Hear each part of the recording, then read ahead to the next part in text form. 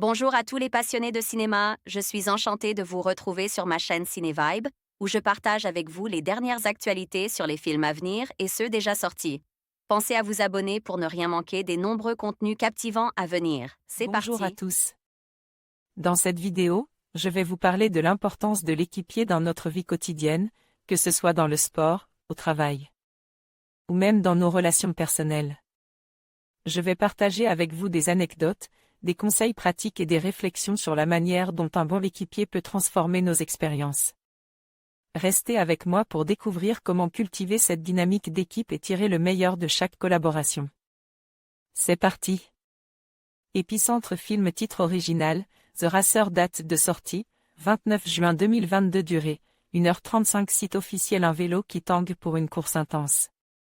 Dominique, Dom, Chabrol, ancien espoir du cyclisme belge, est désormais un sportif en fin de carrière. Le coureur de 39 ans est un domestique, un équipier dévoué à son leader, le jeune Italien Lupo, Tartare, Marino. Quelques jours avant le départ du Tour de France 1998 en Irlande, les pendules ne vont cesser d'être remises à l'heure. Épicentre. Film pas sûr que la sortie d'un tel film quelques jours avant le départ du Tour de France 2022 soit bonne pour l'image d'un des plus grands événements sportifs de la planète. Car cette fiction, que l'on pourrait qualifier d'uchronie, se déroule durant les heures sombres de l'édition 1998, marquée à tout jamais par elle, affaire Festina. Si les questions de dopage et d'éthique sont au centre du film, l'équipier n'en est pas pour autant une simple dénonciation catastrophiste. De ces flots qui entachent régulièrement le sport de haut niveau en général et le cyclisme en particulier. Du moins, ce long métrage n'a pas pour seule intention de dénoncer ce genre de faits, car c'est plus largement une réflexion sur les rêves et les désillusions de coureurs pièges par un système qui les dépasse. Ainsi, on suit le héros, Dom, champion vieillissant qui n'a pas connu la gloire promise à ses débuts mais qui continue de s'accrocher et de rêver de coups d'éclat.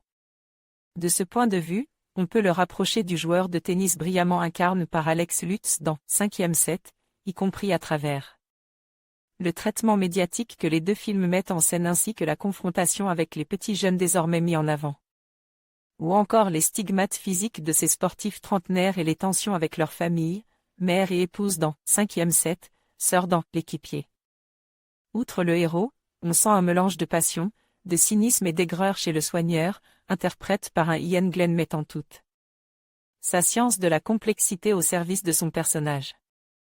Plus secondairement, le jeune équipier belge Lionel Dardone, joué par Ward Kerman, fait figure de Candide avec son espoir de sport clean, avant de pénétrer dans la cour des grands pour son premier tour.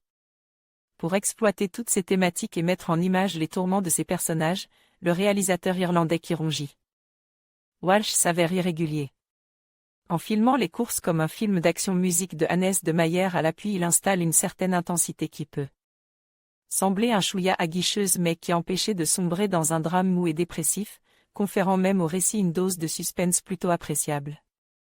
Il parvient également à bien mettre en parallèle d'une part la folie médiatique et l'enthousiasme du public, avec une avidité pour le spectacle, les rebondissements ou le sensationnel, et d'autre part des coulisses pas vraiment glorieuses, avec les tensions générées par les stratégies et les jalousies, où se percutent enjeux collectifs et individuels, et évidemment toutes les entourloupes liées au dopage.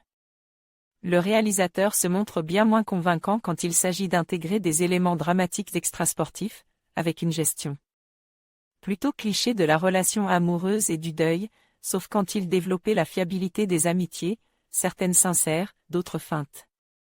D'autre part, le film n'est guère crédible dans son traitement de la temporalité avec les enchaînements des faits sportifs et intimes.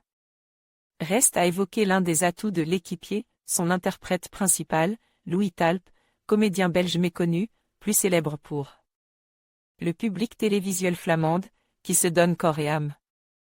Avec ce personnage affûté et polyglotte, il fallait bien une perle rare, cet acteur pratiquant le triathlon s'avérait donc parfait pour le job.